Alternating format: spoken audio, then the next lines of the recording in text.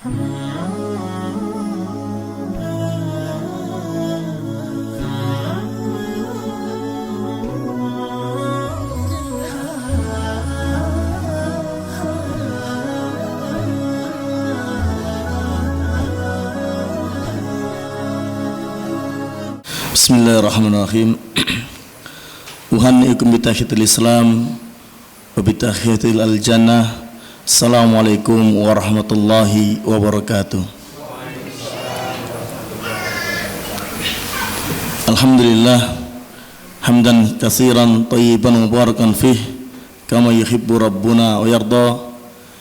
Asyhadu an la ilaha illallah wahdahu la syarika lahu wa asyhadu anna Muhammadan abduhu wa rasuluhu sallallahu alaihi wa ala alihi wa ashabihi wa man sara ala nahjihi wa tamassaka bi sunnatihi ila yaumiddin wa sallama tasliman katsira. Allahumma anfa'na bima 'allamtana wa 'allimna ma yanfa'una warzuqna ilman yanfa'una wazidna ilman walhamdulillahi ala kulli hal wa na'udzu billahi min halin ahlin nar amin ya rabbal alamin. Jamaah sekalian, para hadirin, bapak dan ibu sekalian, yang semoga Allah senantiasa menjaga diri kita, menjaga keluarga kita, serta merahmati kedua orang tua kita. Yang pertama-tama kita panjatkan puja dan syukur kita kepada Allah SWT yang telah menganugerahkan kepada kita, melimpahkan kepada kita satu nikmat yang hakiki, nikmat yang bisa menghantarkan seorang hamba kepada kebahagiaan yang abadi dan kekal selamanya. Nikmat yang Allah berikan kepada kita tanpa kita memintanya. Allah berikan cuma-cuma, gratis kepada kita. Nikmat yang tak ternilai harganya. Satu nikmat yang tak ternilai harganya. Bahkan emas besar gunung pun tak sebanding dengan nikmat tersebut, yaitu nikmat iman dan Islam. Ini adalah nikmat yang terbesar yang Allah berikan kepada kita dengan cuma-cuma, tanpa kita memintanya. Dan semoga tatkala kita meminta kepada Allah Ta'ala nikmat-nikmat yang lainnya, Allah perkenankan, Allah kabulkan atas permintaan tersebut. Allah Ta'ala berfirman, wala tamutunna wa illa antum muslimun, dan janganlah kalian mati melainkan dalam keadaan Islam. Maka dari sini jelas menunjukkan bahwasanya nikmat iman dan Islam adalah nikmat yang besar, yang patut untuk kita syukuri, dan kita minta selalu kepada Allah Ta'ala agar nikmat ini menetap di hati kita hingga datangnya kematian yang menjemput kita, karena tidak ada yang bisa menjamin diri kita ini semuanya mati dalam keadaan Islam. Tidak ada yang bisa menjamin. Oleh karena itu kita memintanya setiap waktu. Di dalam sujud kita berdoa kepada Allah Ta'ala, ya muqallibal qulub sabit qalbi ala dinik. Wahai zat yang membolak-balikan hati, tetapkanlah hati kita ini di dalam agamamu. Banyak kisah di luar sana yang semula Islam kemudian murtad, yang paginya muslim sorenya murtad, yang sorenya muslim paginya kafir. Bahkan ada kisah para tabi'in pun keluar dari agama Islam. Maka penting bagi kita semuanya untuk bersyukur kepada Allah atas nikmat ini, agar Allah menetapkan hati kita, kematian kita di atas agama yang mulia ini. Yang kedua, semoga salam dan salawat kepada Nabi kita Muhammad sallallahu alaihi wasallam beserta keluarganya, para sahabatnya, ridwanullah alaihim ajmain, dan orang-orang yang senantiasa mengikuti mereka hingga ajal menjemput mereka. Rasulullah SAW itu begitu cintanya kepada kita, melebihi cintanya seorang orang tua kepada anaknya. Cinta Rasulullah SAW kepada umatnya sangat besar. Setiap nabi memiliki doa mustajab, namun baginda Muhammad SAW menyimpan doa tersebut, ia akhirkan doanya untuk umatnya. Kapan itu? Nanti ketika pada hari kiamat dia akan meminta kepada Allah Ta'ala agar menyelamatkan umatnya dari siksa api neraka dengan bentuk syafaat. Inilah bentuk daripada rasa kasih sayang Nabi kita Muhammad sallallahu alaihi wasallam kepada umatnya. Begitu cintanya dia sehingga doa yang mustajab yang bisa ia gunakan di dunia dia simpan, diakhirkan untuk umatnya. Oleh karena itu, bagi kita semuanya, tatkala kita mencintai Rasulullah SAW, mengaku sebagai umatnya dan mengaku mencintainya, maka hendaklah cintai sunnah-sunnahnya. Apa yang beliau ajarkan kita jalankan, apa yang beliau larang kita tinggalkan. Jangan sampai sunnah tersebut menjadi asing di tengah-tengah umatnya sendiri, karena banyak sekali sunnah yang telah ditinggalkan sehingga menjadi asing di tengah umatnya. Para hadirin yang dirahmati oleh Allah Ta'ala, pada kesempatan yang berbahagia ini kami diminta oleh panitia Ustadz Hasan untuk memberikan materi, yaitu anakmu adalah kesempatan kedua bagimu. Ini mengandung makna yang mendalam bagi setiap diri kita sebagai orang tua yang memiliki anak-anak. Di luar sana banyak yang tidak punya anak, namun Allah Ta'ala menganugerahi kita memiliki anak, maka menjadi beban bagi kita, menjadi tanggung jawab bagi kita untuk menjadikannya dia sebagai kesempatan yang kedua bagi kita. Kesempatan yang bagaimana tentunya? Baik, kita awali. Kita ini semuanya ingin kembali ke kampung halaman. Bapak dan ibu sekalian, para jamaah sekalian, ingin kembali ke kampung halaman kita. Kampung halaman kita bukanlah Seragen, bukanlah Temanggung, Bekasi, Jakarta, bukan. Namun kampung halaman kita adalah surganya Allah Ta'ala. Dari sanalah orang tua kita, bapak kita berasal, Adam alaihissalam. Dan kita harus kembali ke sana, tentunya dengan selamat. Dan inilah tujuan hakiki setiap manusia, ingin kembali ke kampung halaman dengan selamat, yaitu surganya Allah Subhanahu wa Ta'ala. Hal ini kita wujudkan dengan apa? Dengan ibadah kita, ketaatan kita kepada Allah Subhanahu wa Ta'ala. Tentunya dengan binafsi diri kita sendiri. Namun kita memiliki pasukan yang kedua, kesempatan yang kedua. Siapa mereka? Anak-anak kita. Mereka lah yang akan mewujudkan cita-cita kita untuk menuju surganya Allah Ta'ala. Bayangkan bagaimana apabila Allah mentakdirkan orang tua beserta anak-anaknya masuk ke dalam surga, berkumpul dengan orang tuanya, yang kemudian pagi hari melihat wajah Allah Ta'ala dan sore hari melihat wajah Allah Ta'ala. Itu satu kenikmatan yang besar, suatu kenikmatan yang luar biasa, yang senantiasa menjadi cita-cita setiap orang tua.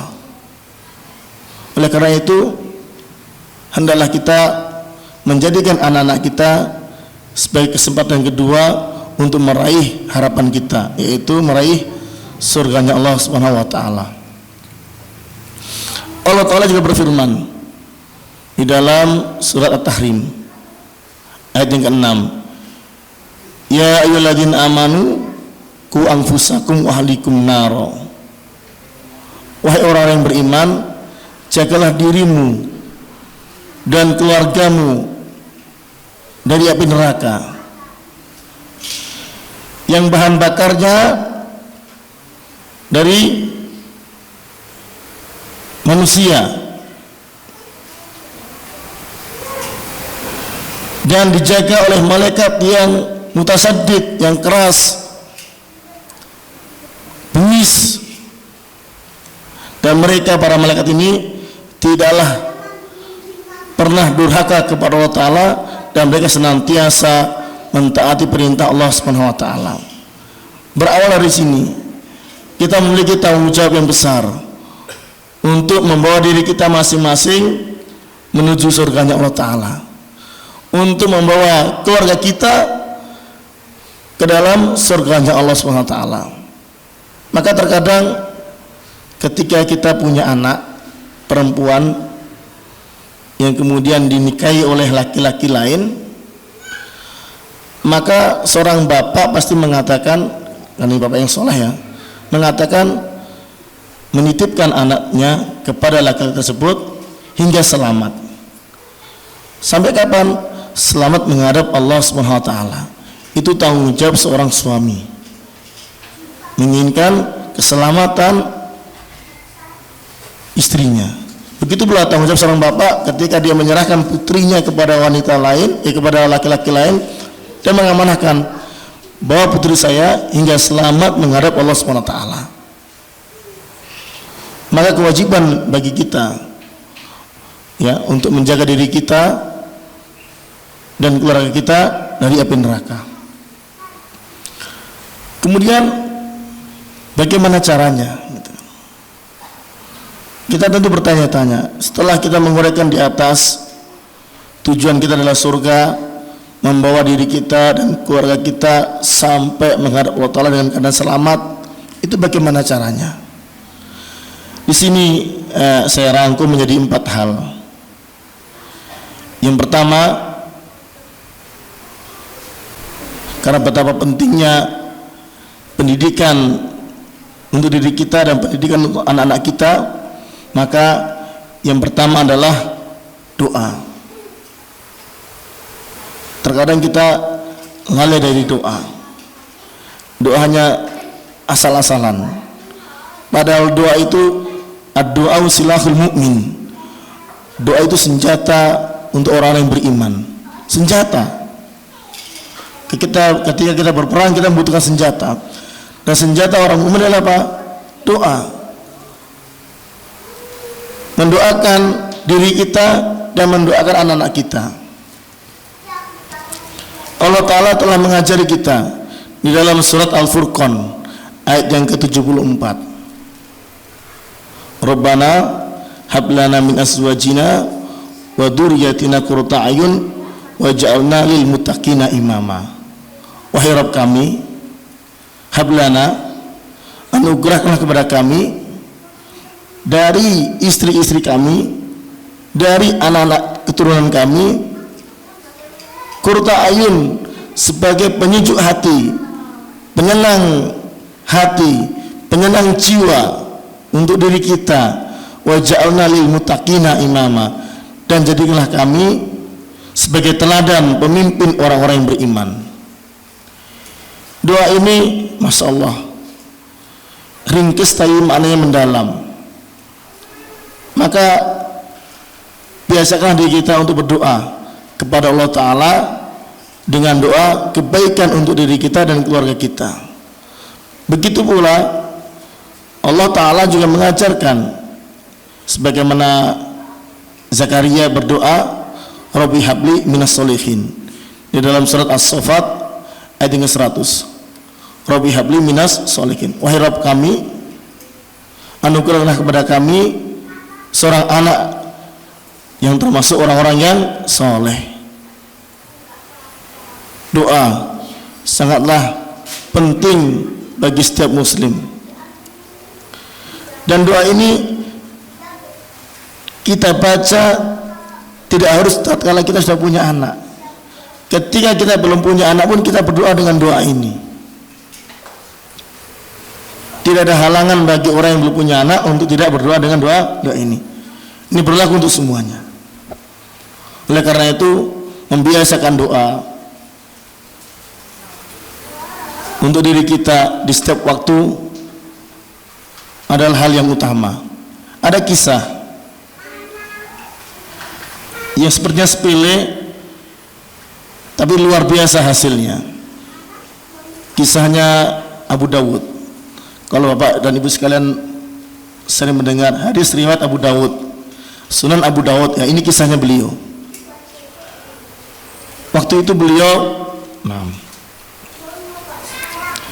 naik sebuah perahu. Kemudian beliau mendengar di tepi pantai ada orang yang bersin, dan dia mengatakan alhamdulillah. Kemudian dia meminta kepada pemilik kapal, pemilik perahu, untuk menepi ke pantai. Namun pemilik perahu tidak mau. Mereka ingin segera melanjutkan perjalanan. Akhirnya apa? Akhirnya Abu Dawud yang punya uang 1 dirham, ia gunakan untuk menyewa perahu milik pemilik perahu tersebut. Yang menyewa untuk menemui laki-laki tersebut yang bersin di tepi pantai. 1 dirham itu senilai sekitar 4,5 juta.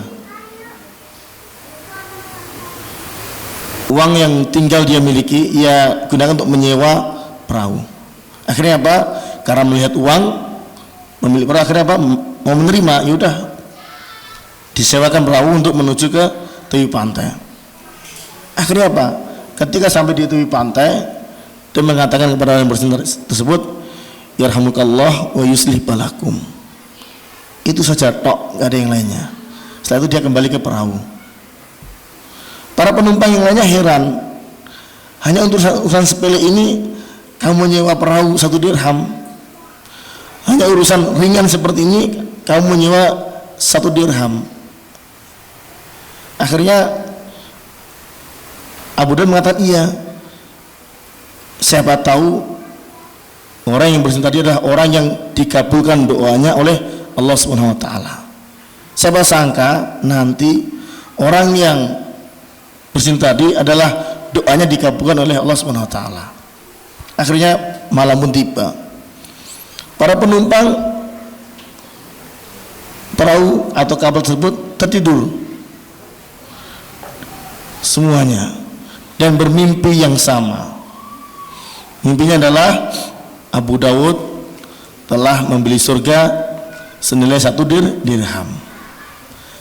Keesokan harinya dia bercerita, keesokan harinya para penumpang tersebut saling berbisik-bisik, saya kok mimpi seperti ini ya?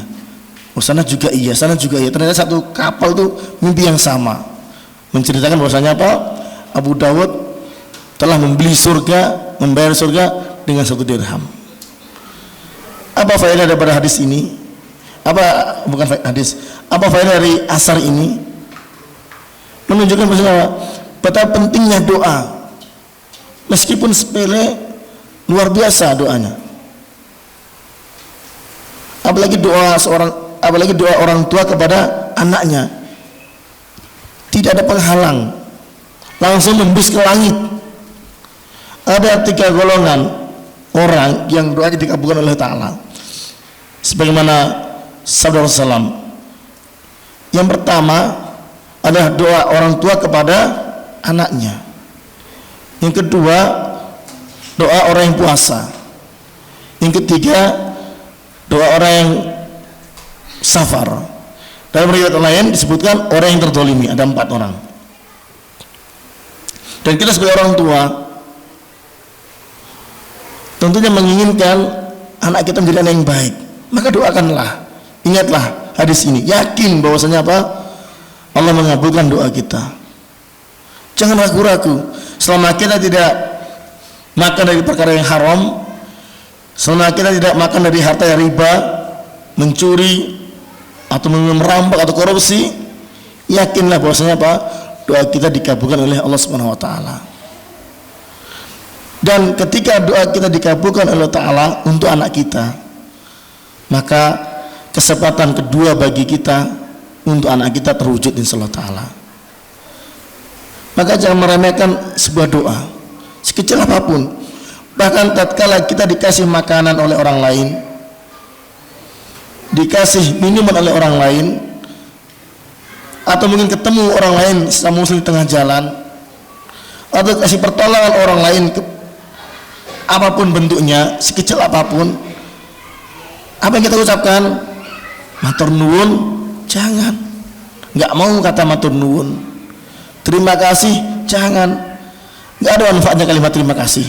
Ucapkanlah doa sebagaimana asal para sahabat, jazakumullah khairan, barakallahu fikum. Kemudian yang lainnya, yang satunya menjawab wa iyyakum wa jazakumullah khairan. Seperti inilah Islam mengajarkan. Ketika kita berdoa, ketika kita diberikan bantuan oleh saudara kita sekecil apapun, kemudian kita membiasakan dengan doa jazakumullah khairan atau dengan barakallahu fikum. Jikalau pada saat itu, ingat sebagaimana kisah Abu Daud tadi, Allah menghendaki doa yang orang yang kita bantu itu dikabulkan oleh Allah Ta'ala, dan doa kita juga dikabulkan Allah Ta'ala, maka kebaikan untuk kita semuanya, kebaikan untuk diri kita semuanya. Dan hal ini harus dibiasakan di tengah-tengah keluarga kita. Kita ajarkan sama anak-anak kita. Tatkala kita pulang bawa oleh-oleh, ajarkan anak kita untuk mengucapkan apa? Doa kepada orang tuanya. Abi, umi, jazakumullah khairan ya. Atau mungkin kita goreng makanan, ibunya memasak, ketika disiapkan kepada anaknya, kasih tahu anaknya, ajari anak kita agar apa?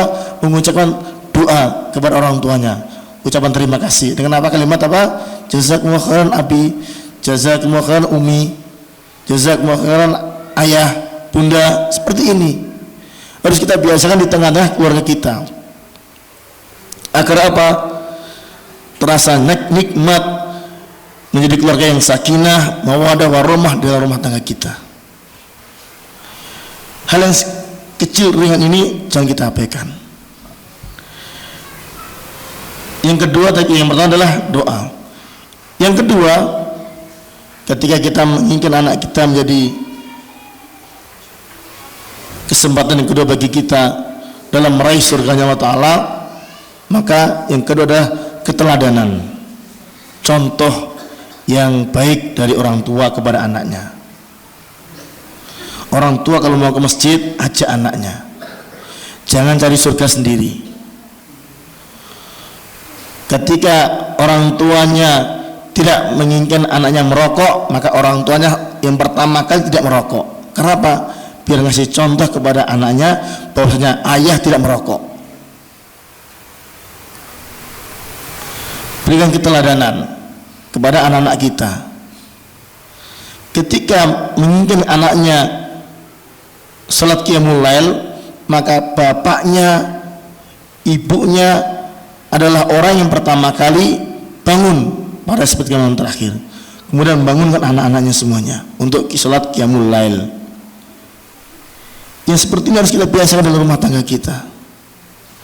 Berikan keteladanan, contoh yang baik kepada anak kita, dan hal ini akan diingat anak-anak kita sampai dia menjadi tua, akan mengingat dulu Abi seringkali membangunkan saya jam 3, jam setengah 4 untuk salat malam. Maka sekarang ayah akan membangunkan kalian, maksudnya kepada cucunya itu tadi. Misalnya seperti ini. Kalau kecerdasan, hitung-hitungan atau mungkin teori itu sekarang udah enggak zamannya kita daki-daki. Kenapa? Sudah ada ChatGPT atau mungkin apa itu namanya? AI. Cepat sekali itu matematika yang pangkat 3, logaritma, sin, cos dan semuanya itu jadi hal yang ringan dikerjakan oleh anak-anak kita. Dengan apa? Dengan kecerdasan digital, ChatGPT. Tapi kalau keteladanan nggak bisa diajarkan oleh ChatGPT. Itu butuh praktek, butuh contoh, dan keteladanan itu akan dilihat oleh anak kita, akan diingat seluruh anak kita. Maka sebagai orang tua, berikanlah keteladanan yang baik kepada anak-anak kita. Tadi dari hal yang sepele, assalamualaikum nak, Abi berangkat kerja. Saya yakin anaknya pun akan pamitan ketika dia berangkat sekolah. Jangan diremehkan kalimat salam ini. Assalamualaikum, keselamatan bagi kamu. Keselamatan apa? Dunia akhirat. Yakin bahwa setiap doa yang kita ucapkan, Allah akan kabulkan doa-doa kita. Iman ditunda sebagai derajat nanti hari kiamat kelak. Maka berikanlah keteladanan yang baik kepada anak-anak kita. Kalau orang tuanya pengen baik, kalau orang tuanya pengen anaknya baik, maka orang tuanya lah yang pertama kali menjadi madrasah utama, guru terbaik untuk anaknya, untuk berbuat baik. Yang ketiga, nambah sedikit, yaitu pendidikan. Pendidikan yang utama adalah pendidikan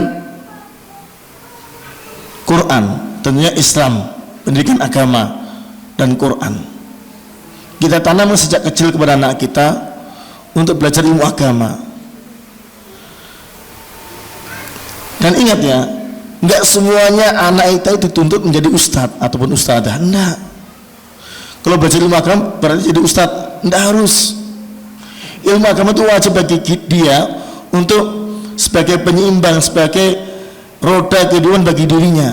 Karena dia mengetahui tentang bagaimana hukumnya makanan babi. Ini ilmu agama. Bagaimana tata cara sholat yang benar, bagaimana menyembah bintang boleh apa enggak, menyembah patung boleh apa enggak. Inilah ilmu agama, ilmu yang pokok wajib setiap anak kita mempelajarinya. Yang kemudian pendidikan Al-Quran.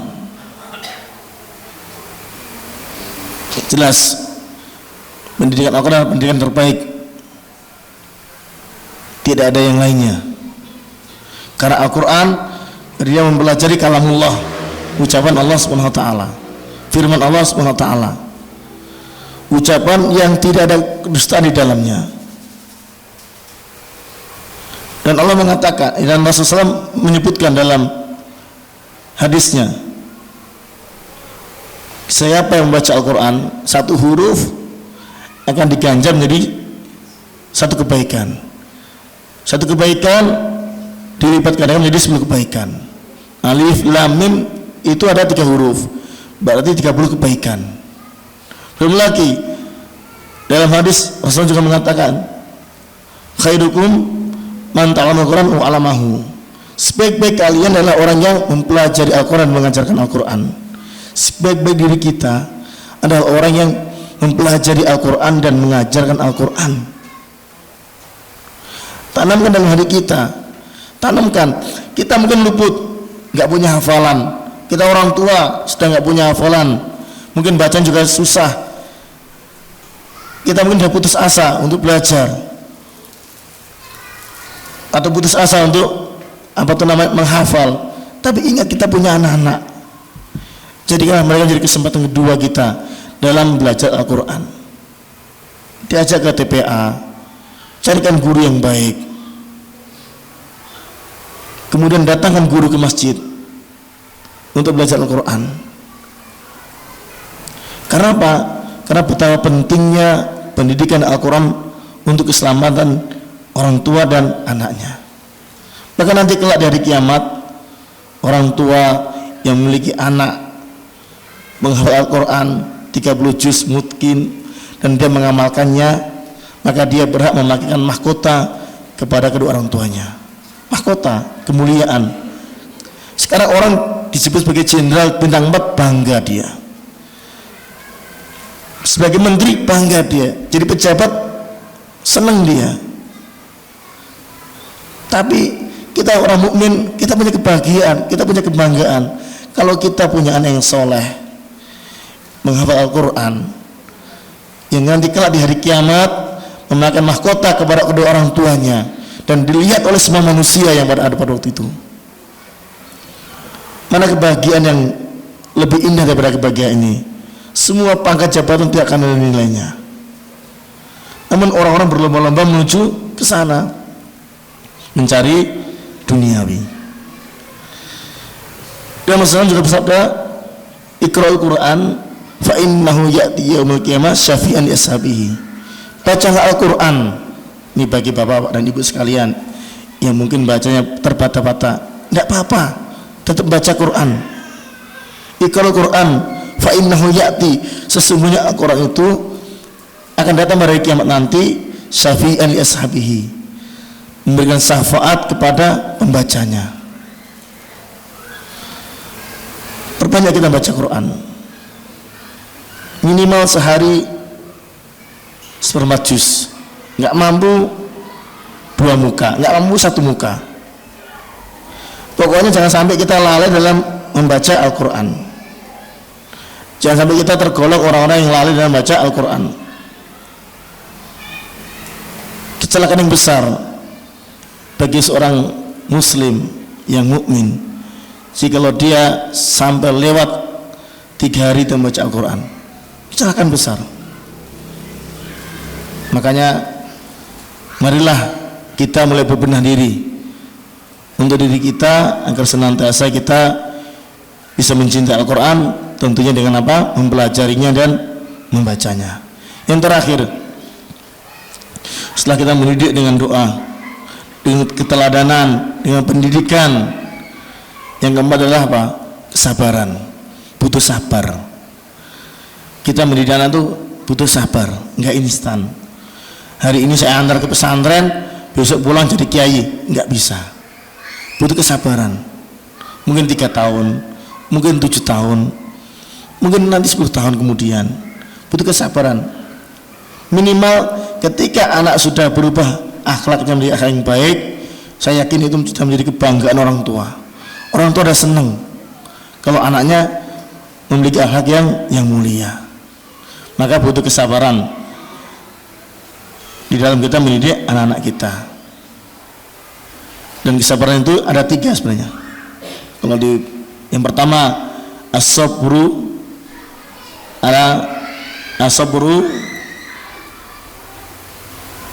bitaatillah, kesabar di atas ketaatan kepada Allah Ta'ala. Yang kedua as-sabru an maksiatillah, sabar untuk tidak bermaksiat kepada Allah Subhanahu wa Ta'ala. Yang ketiga as-sabru ala balai dunia, bersabar atas bencana musibah yang menimpa kita semuanya di dunia ini. Seorang muslim ketika dia ditimpa musibah, dia ada dalam 2 kondisi. Yang pertama dia bersyukur, yang kedua dia bersabar. Syukurnya bagaimana? Dengan musibah tersebut Allah hilangkan dosa-dosanya.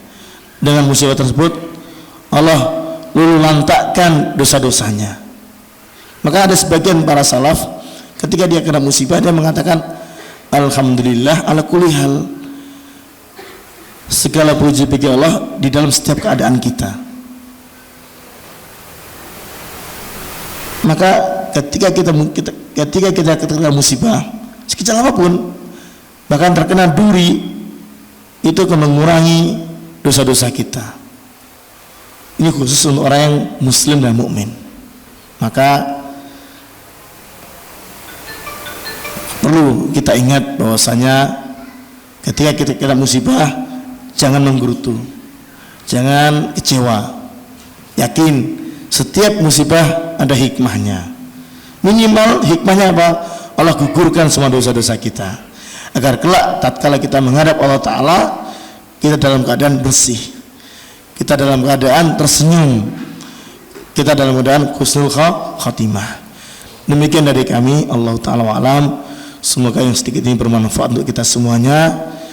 Marilah kita tutup dengan doa kafaratul majelis. Subhanakallahumma wa bihamdika asyhadu an la ilaha illa anta. Mohon maaf jika ada kekurangannya. Assalamualaikum warahmatullahi wabarakatuh.